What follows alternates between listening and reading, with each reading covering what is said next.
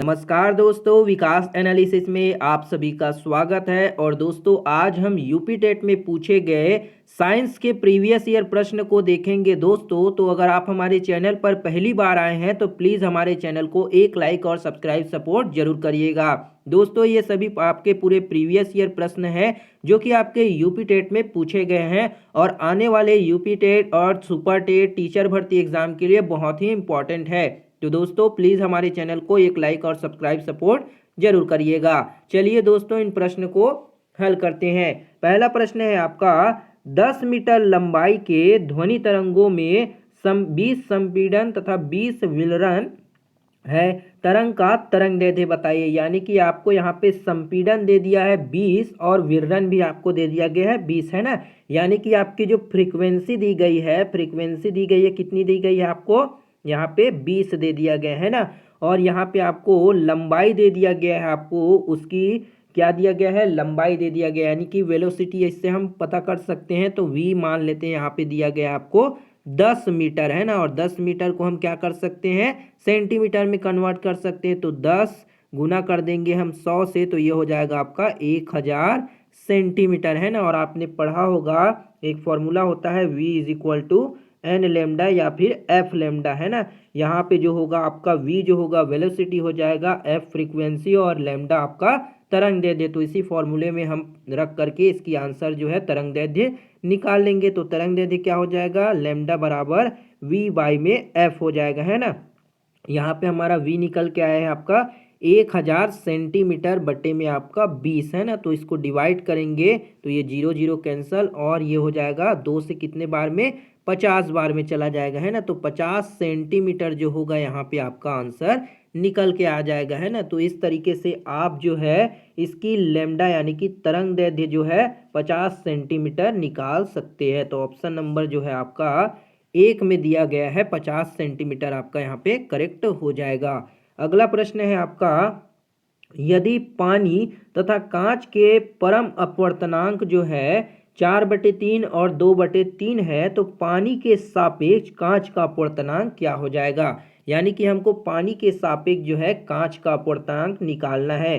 तो क्या करेंगे हम, पानी के सापेक्ष कांच का अपवर्तनांक निकालने के लिए पानी का अपवर्तनांक कितना है, 3/2 डिवाइड कर देंगे हम कांच के अपवर्तनांक से जो कि हमारा है 4/3। यानी कि ये जो हमारा आंसर आ जाएगा वो क्या हो जाएगा, 9/8, है ना। 9/8 जो होगा यहाँ पे आपका इसका करेक्ट आंसर हो जाएगा, जो कि ऑप्शन नंबर आपका 1 में दिया गया है। 9/8 जो होगा पानी के सापेक्ष कांच का अपवर्तनांक। इस तरीके से आप हल कर सकते थे। अगला प्रश्न है आपका, घरेलू वायरिंग में अर्थ वायर, है ना, जो अर्थिंग वायर होती है का रंग कैसा होता है। पहला ऑप्शन है आपका हरा, दूसरा है लाल, तीसरा है काला और चौथा है आपका सफेद। तो घरेलू वायरिंग में जो अर्थ वायर होता है उसका रंग कैसा होता है, तो आपने देखा होगा वो हरे रंग का होता है, ग्रीन रंग का होता है ना। और लाल रंग क्या होता है आपका, फेज वायर के लिए होता है ना। जो फेज वायर होता है, लाइव वायर होता है, उसके लिए आपको लाल रंग का यूज किया जाता है। तो ऑप्शन नंबर यहाँ पे आपका हरा रंग यहाँ पे करेक्ट हो जाएगा। अगला प्रश्न देखते हैं, किरचॉफ का धारा संबंधित नियम किसके संरक्षण से संबंधित है। किरचॉफ ने धारा संबंधित नियम दिया था, वो किसके संरक्षण से संबंधित है। पहला है संवेग, दूसरा है ऊर्जा, तीसरा ऑप्शन है आपका आवेश और चौथा है आपका द्रव्यमान। तो किरचॉफ का जो धारा संबंधित नियम है वो आपका आवेश संरक्षण से संबंधित है। तो ऑप्शन नंबर 3 आपका यहाँ पे करेक्ट हो जाएगा। अगला प्रश्न देखते हैं, ये आपका बाइनरी नंबर जो कि मैथ्स से प्रश्न पूछ दिया गया है कि बाइनरी नंबर जो है दशमलव संख्या कैसा होगा। तो इसका आंसर हो जाएगा 13, है ना। आप इसको सॉल्व कर सकते हैं, बहुत ही इजी होते हैं बाइनरी डिजिट। अगला प्रश्न है आपका, रेशम पालन क्या कहलाता है। रेशम का पालन जो है वो क्या कहलाता है। तो रेशम का पालन क्या कहलाएगा, वो कहलाता है आपका सेरीकल्चर, है ना। ऑप्शन नंबर 3 यहाँ पे आपका सेरीकल्चर करेक्ट हो जाएगा। और जो पीसी कल्चर दिया गया है, पीसी कल्चर क्या होता है, तो ये होता है आपका मत्स्य पालन यानी कि मछली पालन जो होता है आपका पीसी कल्चर कहलाता है। और एपी कल्चर क्या होता है, तो इसका आंसर आप हमें कमेंट बॉक्स में बताइएगा कि एपी कल्चर किसके लिए किया जाता है। अगला प्रश्न है आपका, प्रोटिस्टा जगत से संबंध रखने वाले समस्त जीवधारी होते हैं। जो प्रोटिस्टा जगत है उससे जो उससे संबंध रखने वाले जीवधारी हैं वो कौन से होंगे? पहला ऑप्शन है एक कोशिकीय तथा प्रोकैरियोटिक, दूसरा है एक कोशिकीय तथा यूकैरियोटिक, तीसरा है बहुकोशिकीय तथा प्रोकैरियोटिक और चौथा है आपका बहुकोशिकीय तथा यूकैरियोटिक। तो प्रोटिस्टा जगत से संबंध रखने वाले जीवधारी कौन कौन से हो जाएंगे? तो वो हो जाएगा आपका एक कोशिकीय तथा यूकैरियोटिक होते हैं ना। ऑप्शन नंबर 2 आपका यहाँ पे आपका करेक्ट हो जाएगा। अगला प्रश्न है आपका, निम्नलिखित में से कौन सा वर्णक बीजों के अंकुरन से संबंध रखता है? कौन सा ऐसा वर्णक है जो बीजों के अंकुरन से संबंध रखता है? पहला ऑप्शन है आपका प्लास्टोसाइनिन, दूसरा है फाइटोक्रोम, तीसरा है क्लोरोफिल और चौथा है आपका जेंथोफिल। तो कौन सा है जो बीजों के वर्णक के लिए है ना, जो पिगमेंट के अंकुरण के लिए संबंध रखेगा? तो इसका सही आंसर होगा फाइटोक्रोम है ना। फाइटोक्रोम आपका करेक्ट हो जाएगा। अगला प्रश्न देखते हैं, वह उत्तक जो एक हड्डी अस्थि को दूसरे हड्डी से जोड़ता है ना, कौन सा उत्तक है जो एक हड्डी को दूसरी हड्डी से जोड़ता है? पहला ऑप्शन है आपका उपास्थि यानी कार्टिलेज, दूसरा है वसा में उत्तक, तीसरा है उपकला यानी कि एपिथेलियम उत्तक और चौथा है स्नायु यानी कि लिगामेंट। तो हड्डी को हड्डी से जोड़ने वाले उत्तक को क्या कहते हैं? उसे हम कहते हैं लिगामेंट यानी कि स्नायु। ऑप्शन नंबर 4 आपका यहाँ पे करेक्ट हो जाएगा। अगला प्रश्न है, बीजों का जरायुज विविपेरस अंकुरण होता है? पहला ऑप्शन है आपका राइडोफोरा, दूसरा है आम में, तीसरा है आलू और चौथा है आपका गन्ने में। तो वो जो विविपेरस है आपका वो जरायुज अंकुरण में होता है। किस बीज के अंकुरण में विविपेरस होता है? तो इसका सही आंसर क्या हो जाएगा? वो होगा आपका राइजोफेरा है ना। ऑप्शन नंबर 1 जो होगा राइजोफेरा यहाँ पे आपका करेक्ट हो जाएगा। अगला प्रश्न देखते हैं। अगला प्रश्न है आपका, उष्मा की एसआई इकाई क्या है? जो उष्मा है हीट की एसआई मात्रक क्या होता है? पहला ऑप्शन है अर्ग, दूसरा है जूल, तीसरा ऑप्शन है कैलोरी, चौथा है आपका वाट।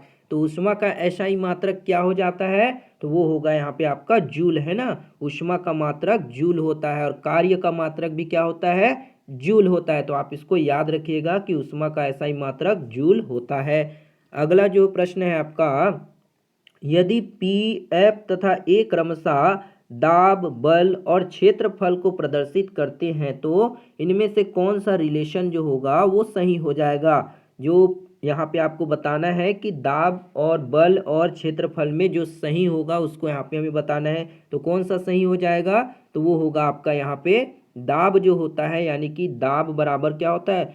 फोर्स पर यूनिट एरिया है ना। फोर्स पर यूनिट एरिया होता है। तो यहाँ पे कौन सा जो होगा वो होगा सही, उसको बताना है। तो कौन सा सही हो जाएगा?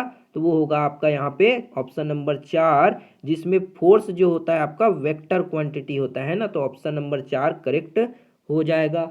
अगला प्रश्न देखते हैं, यदि 5 सेकंड में एक वस्तु का संवेग 10 मात्रक से बढ़ करके 25 मात्रक हो जाए तो इस पर कार्यरत बल कितना होगा? तो यहाँ पे आपको बल निकालना है जिसमें संवेग जो होगा वो 10 से बढ़ करके 25 हो जा रहा है, यानी कि 10 से 25 हो गया तो कितने का वृद्धि हो रहा है? 15 का वृद्धि हो रहा है ना। और यहाँ पे कितने समय लग रहे हैं आपको? तो 5 सेकंड। तो 5 से इसको डिवाइड कर देंगे तो आपका यहाँ पे कार्यरत बल निकल के आ जाएगा 3 यूनिट है ना। 3 यूनिट जो है आपका बल निकल कर आ जाएगा, जो कि ऑप्शन नंबर 3 मात्रक यानी कि 3 यूनिट आपका सही हो जाएगा। अगला प्रश्न है, खाना बनाने के बर्तन में अभ्रक का उपयोग होता है क्योंकि खाना पकाने के जो बर्तन होते हैं उसमें अभ्रक का यूज क्यों किया जाता है? पहला ऑप्शन है यह जो है ऊष्मा का कुचालक तथा विद्युत का सुचालक होता है। दूसरा ऑप्शन है यह ऊष्मा का सुचालक तथा विद्युत का कुचालक होता है। तीसरा ऑप्शन है ऊष्मा तथा विद्युत दोनों के सुचालक होते हैं और चौथा ऑप्शन है आपका ऊष्मा तथा विद्युत दोनों के कुचालक होते हैं। जो खाना बनाने के बर्तन में अभ्रक का उपयोग किए जाने का क्या उद्देश्य है? तो यह होता है ऊष्मा का सुचालक तथा विद्युत का कुचालक होता है, इसलिए बर्तनों में अभ्रक का उपयोग किया जाता है। तो ऑप्शन 2 यहाँ पे आपका करेक्ट हो जाएगा। अगला प्रश्न है, पृथ्वी के चुंबकीय ध्रुव पर नमन कोण होता है, पृथ्वी के चुंबकीय ध्रुव पर नमन कोण हो कितना होगा वो पूछा गया है। तो इसका सही आंसर क्या हो जाएगा, पृथ्वी के चुंबकीय ध्रुव पर नमन कोण जो होता है वो 90 डिग्री होता है ना, आप सभी को पता होगा 90 डिग्री, ऑप्शन 3 करेक्ट हो जाएगा। अगला प्रश्न है, प्रकाश संश्लेषण में जो आपको उत्पाद के रूप में मुक्त ऑक्सीजन कहाँ से मिलता है ना, जो आपको प्रकाश संश्लेषण होती है पेड़ पौधे में, उसमें ऑक्सीजन कहाँ से मुक्त होता है ये पूछा गया है, और उससे क्या मिलता है। तो ऑक्सीजन हमें जल से मिलता है ना। प्रकाश संश्लेषण क्या होता है आपका, कार्बन डाइऑक्साइड के 6 अणु जो होते हैं वो जल से क्रिया करके, है ना, जल से क्रिया करके सूर्य के प्रकाश की उपस्थिति में ना, सनलाइट और हरे पौधे यानी कि क्लोरोफिल की उपस्थिति में क्या बनाते हैं, आपका ग्लूकोज बना लेते हैं ना, अपना भोजन बना लेते हैं, और क्या बनाते हैं, हमें ऑक्सीजन जो है वो दे देते हैं। तो यही जो होता है ऑक्सीजन हमें जल के अणु से प्राप्त होता है। तो यहाँ पे क्या हो जाएगा, ऑप्शन नंबर 1 आपका यहाँ पे करेक्ट हो जाएगा। अगला प्रश्न है आपका, रक्त का वह घटक जो रक्त वाहिनिकाओं में इसके थक्का बनाने को रोकता है ना, रक्त में एक तो क्या पाया जाता है, आपका पिगमेंट पाया जाता है जो रक्त को थक्का जमाने से रोकता है, वो कौन सा होगा। पहला ऑप्शन है आपका हिपेरिन, हिपेरिन दिया है, दूसरा आपका एंटीबॉडी, तीसरा है आपका थ्रोम्बिन, चौथा है आपका हीमोग्लोबिन। तो शरीर के अंदर रक्त को थक्का जमने से कौन रोकता है, तो वो हो जाएगा आपका हिपेरिन, है ना। हिपेरिन नाम का एक प्रोटीन होता है जो रक्त को थक्का जमने से रोकता है। तो ऑप्शन 1 आपका करेक्ट हो जाएगा। अगला प्रश्न है, लैंगरहैंस की दीपिकाएं किसमें पाई जाती है। जो लैंगरहैंस है उसकी दीपिकाएं जो है किसमें पाई जाएंगी। पहला ऑप्शन है यकृत, दूसरा है अमाशय, तीसरा है अग्नाशय, चौथा है आपका हृदय। तो लैंगरहैंस की जो दीपिकाएं होती है वो किसमें पाई जाती हैं, तो वो पाई जाती हैं आपके अग्नाशय में, है ना, अग्नाशय यानी पेंक्रियास में पाई जाती है। तो ऑप्शन नंबर 3 आपका करेक्ट हो जाएगा। अगला प्रश्न है, एंजाइम रासायनिक रूप से होता है, एंजाइम क्या होते हैं रासायनिक रूप से। पहला ऑप्शन है अम्ल है, दूसरा है लिपिड, तीसरा है कार्बोहाइड्रेट, और चौथा है आपका प्रोटीन। तो एंजाइम रासायनिक रूप से क्या होते हैं, तो एंजाइम जो होते हैं रासायनिक रूप से एक प्रोटीन होते हैं ना, प्रोटीन। ऑप्शन नंबर 4 करेक्ट हो जाएगा। अगला प्रश्न है, निम्नलिखित में से कौन सा अम्ल विटामिन है। जो अम्ल विटामिन होगा उसको हमें बताना है। पहला ऑप्शन है आपका स्कॉर्बिक अम्ल, दूसरा है फार्मिक अम्ल, तीसरा है आपका मैलिक अम्ल, और चौथा है आपका पामेटिक अम्ल। तो इनमें से कौन सा अम्ल जो है वो विटामिन भी होता है, तो वो हो जाएगा आपका स्कॉर्बिक एसिड, है ना। विटामिन सी का जो होता है ये रासायनिक नाम है, केमिकल नाम अगर पूछ दे आपको विटामिन सी का तो वो एक स्कॉर्बिक एसिड होता है ना। ऑप्शन नंबर 1 जो होगा आपका सही हो जाएगा। अगला प्रश्न है, प्राकृतिक रबर का एकलक यानी कि प्राकृतिक रबर का मोनोमर क्या होता है। पहला ऑप्शन है आइसोप्रीन, दूसरा है नियोप्रीन, तीसरा है टेरिलीन, चौथा है आरलॉन। तो प्राकृतिक रबर का मोनोमर यानी कि एकलक क्या होता है, तो वो होता है आपका आइसोप्रीन। ऑप्शन नंबर 1 आइसोप्रीन आपका करेक्ट हो जाएगा। अगला प्रश्न दिया गया है, सर्वाधिक क्वथनांक वाला यौगिक कौन सा है। सबसे ज्यादा क्वथनांक जो है कौन से यौगिक का होगा। पहला ऑप्शन है आपका आइसोपेंटेन, दूसरा है एन पेंटेन, तीसरा है आपका नियोपेंटेन, चौथा है आपका आइसोब्यूटेन। तो सबसे ज्यादा क्वथनांक वाला यौगिक कौन होगा, तो वो हो जाएगा आपका एन पेंटेन, है ना। ऑप्शन नंबर 2 एन पेंटेन यहाँ पे आपका सर्वाधिक क्वथनांक वाला यौगिक होता है। अगला प्रश्न दिया गया है आपका, अगला प्रश्न है आपका, एरोमेटिक यौगिक के अणुओं में पाई इलेक्ट्रॉनों की संख्या कितनी होती है। जो एरोमेटिक यौगिक है उसके अणुओं में पाई इलेक्ट्रॉनों की संख्या निकालने का फॉर्मूला क्या होगा। पहला ऑप्शन है 4n+1, दूसरा है 4n, तीसरा है 4n+2, और चौथा है 4n+2। तो एरोमेटिक कंपाउंड के लिए अणुओं में पाई इलेक्ट्रॉनों की संख्या कितनी होती है, तो वो हो जाएगा आपका 4n+2। ऑप्शन नंबर 3 जो होगा आपका करेक्ट हो जाएगा। अगला प्रश्न है, रदरफोर्ड के अल्फा कण प्रकीर्णन के प्रयोग के परिणाम स्वरूप खोज किया गया। जो रदरफोर्ड ने अल्फा कण के जो प्रकीर्णन का प्रयोग किया उसके बाद किसकी खोज की गई। पहला ऑप्शन है आपका परमाणु में नाभिक, दूसरा है प्रोटॉन, तीसरा है इलेक्ट्रॉन, चौथा है आपका परमाणु द्रव्यमान। तो किसका खोज किया गया? रदरफोर्ड के अल्फा प्रकीर्णन के प्रयोग के द्वारा तो वो परमाणु के नाभिक की खोज की गई है ना, न्यूक्लियस की खोज की गई, एटम की। तो ऑप्शन नंबर 1 यहाँ पे आपका करेक्ट हो जाएगा। अगला प्रश्न है, निम्न में से कौन विषमांगी मिश्रण नहीं है? जो विषमांगी मिश्रण नहीं होगा हेट्रोजीनियस, उसको हमें बताना है ना। हेट्रोजीनियस जो मिक्सचर नहीं होगा उसको हमें बताना है। पहला ऑप्शन है दूध, दूसरा है हवा, तीसरा ऑप्शन है धुआं, चौथा है आपका जेली। तो इनमें से कौन सा जो होगा विषमांगी मिश्रण नहीं होगा? तो वो हो जाएगा आपका हवा, है ना। एयर जो होता है आपका विषमांगी मिश्रण नहीं होगा। तो ऑप्शन नंबर 2 आपका यहाँ पे करेक्ट हो जाएगा। अगला प्रश्न है, निम्नलिखित में से कौन सा पेट्रोलियम का अवयव नहीं है? जो पेट्रोलियम का अवयव नहीं होगा उसको हमें बताना है। पहला ऑप्शन है कोक, दूसरा है पेट्रोल, तीसरा है पैराफिन मोम और चौथा है आपका स्नेहक तेल। तो पेट्रोलियम का अवयव इनमें से कौन सा नहीं होगा? तो वो हो जाएगा आपका यहाँ पे कोक, है ना। कोक जो होता है पेट्रोलियम का अवयव नहीं होगा। अगला प्रश्न देखते हैं, एक धातु एम अम्लों से क्रिया पर हाइड्रोजन मुक्त नहीं करती है ना। एक धातु है जो अम्ल से क्रिया करके हाइड्रोजन को मुक्त नहीं करता है, परंतु ऑक्सीजन से क्रिया कर काले रंग का यौगिक बना लेता है। उस यौगिक को, उस मतलब धातु को हमें पहचानना है। पहला ऑप्शन है मैग्नीशियम, दूसरा है सोडियम, तीसरा है कॉपर और चौथा है आपका कैल्शियम। तो एक धातु है जो अम्ल से क्रिया करके हाइड्रोजन को मुक्त नहीं करता, लेकिन ऑक्सीजन से क्रिया करने पर काले रंग का यौगिक बनाता है। तो वो कौन सा होगा? तो वो होगा आपका कॉपर, है ना। कॉपर जो होता है काले रंग का कंपाउंड बना देता है। तो ऑप्शन नंबर 3 यहाँ पे आपका करेक्ट हो जाएगा।